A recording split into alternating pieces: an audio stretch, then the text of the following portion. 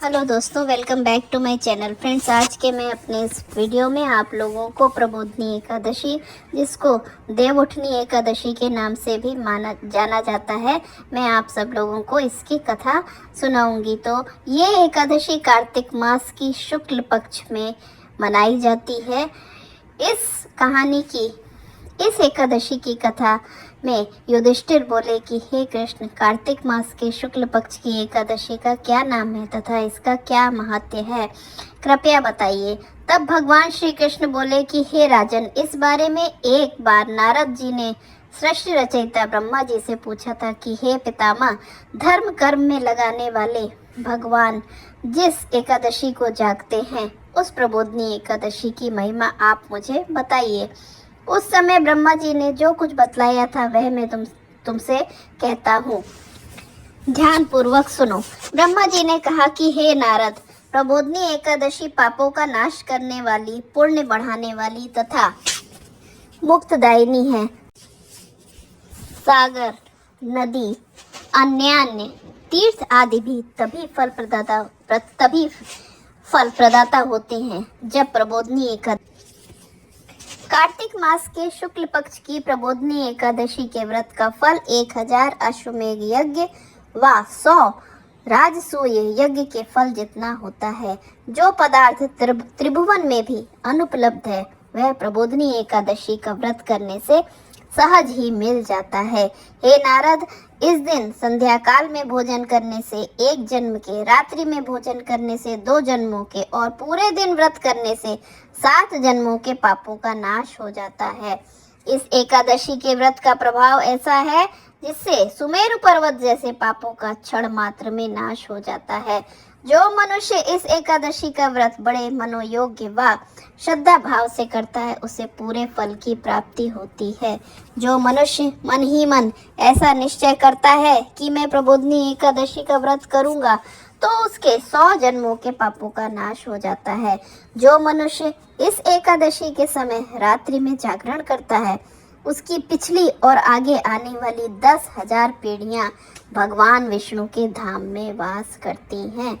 इतना ही नहीं, नरक में कष्ट भोगने वाले पितर भी कष्टों से मुक्त होकर विष्णु के धाम में जाकर सुखी हो जाते हैं।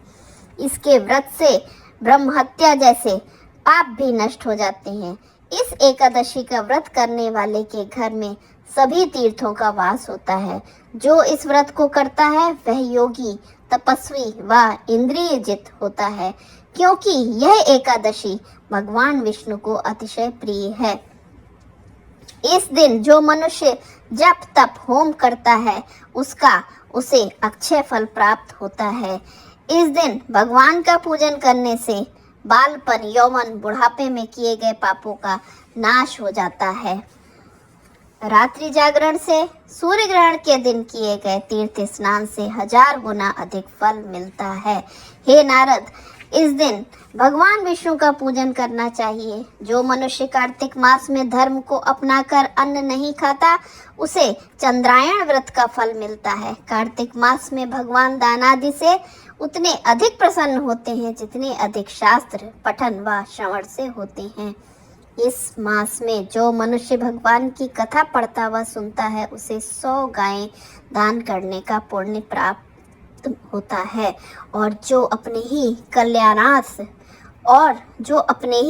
कल्याणार्थ कथा पढ़ता व सुनता है, उसके कुटुंब का कल्याण होता है तथा 1000 गायें दान करने का पुण्य मिलता है। व्रत विधि व पुण्य प्राप्ति संबंधी प्रश्न पूछने पर ब्रह्मा जी ने कहा कि हे नारद, इस दिन व्रत करता ब्रह्म मुहूर्त में उठकर नदी सरोवर या कुएं के जल से स्नान करके व्रत करने का संकल्प करे, अगले दिन भोजन करूंगा।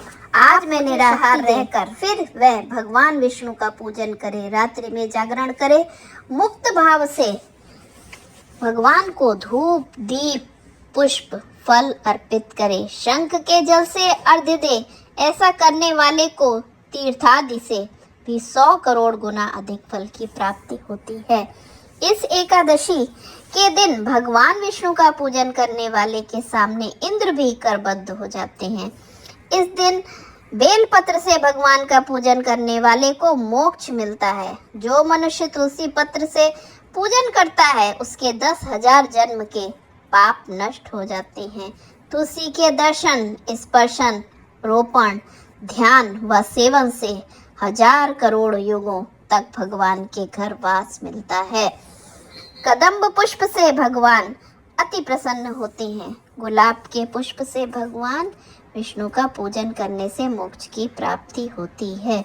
बकुल व अशोक के पुष्पों से भगवान का पूजन करने वाला दीर्घ काल तक शोक रहित रहता है।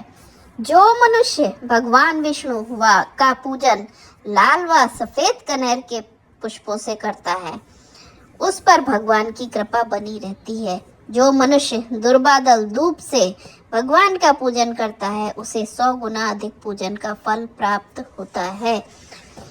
जो शमी पत्र से पूजन करता है वह यमलोक के कठिन मार्गों को भी सहज ही पार कर लेता है। इस एकादशी को रात्रि में भगवान का पूजन करने के बाद सवेरे स्नान करें और फिर पूजा करके ब्राह्मणों को भोजन व दक्षिणा से संतुष्ट करें। गुरु को भोजन, दक्षिणा, गौदान करके यह व्रत पूरा करें। जिस ब्राह्मण को रात्रि में भोजन कराएं उसे बैल दान में दें। जो मनुष्य तीर्थ में स्नान करता है वह दही व शहद का दान दे। फल की आशा से फल का दान, तेल की जगह घी, घी की जगह दूध, अन्न की जगह चावल का दान करें। इस एकादशी का व्रत करके जो भूमि पर शयन करता है वह सब वस्तुओं सहित शैया का दान करे। जो मौन धारण करता है वह तिल का दान करे। जो केश धारण करता है वह दर्पण का दान करे। जो मनुष्य कार्तिक में जूते नहीं पहनता वह जूतों का दान करे। जो नमक त्यागता है वो शक्कर का दान करे। जो मंदिरों में नित्य दीप जलाता है वह स्वर्ण या ताम्र दीपक, घृत, बत्ती सहित दान करे। जो मनुष्य चतुर्मास्य में किसी वस्तु को त्याग देता है वह उसे पुनः ग्रहण करे। प्रबोधनी एकादशी का विधिवत व्रत करने वाला सर्व सुख भोग कर अंत में स्वर्ग में वास करता है।